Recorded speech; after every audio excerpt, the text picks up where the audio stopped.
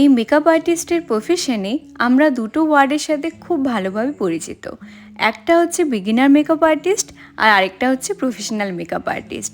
আর এই দু রকমের কিছু মেকআপ আর্টিস্টের কিছু আচরণের জন্যে আস্তে আস্তে যেন আমাদের এই মেকআপ আর্টিস্টের প্রফেশনটাই নষ্ট হয়ে যাচ্ছে।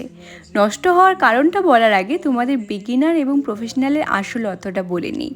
বিগিনার মানে হচ্ছে যারা এই কাজটি সবে শিখতে শুরু করেছে, আস্তে আস্তে সব কিছু এক্সপিরিয়েন্স করছে, যাদের এখনও অনেক প্র্যাকটিস আর এই মেকআপ বিষয়ে অনেকটা নলেজ দরকার। আর প্রফেশনাল মানে হচ্ছে যাদের প্রায় অনেকটা শেখা হয়ে গেছে, নিজেরা শিখে এখন অন্যদের শেখানোর জন্য ক্লাসও করাচ্ছে, এই বিষয়ে অনেকটা নলেজ এবং এক্সপিরিয়েন্সও হয়ে গেছে, আর এতটার পরে তার পুরো রাইট আছে একটা ভালো অ্যামাউন্ট নিয়ে ব্রাইডাল কাজ করার। এখন আসি এই কিছু বিগিনার অ্যান্ড প্রফেশনাল মেকআপ আর্টিস্টরা আমাদের প্রফেশনটাকে কী করে নষ্ট করছে।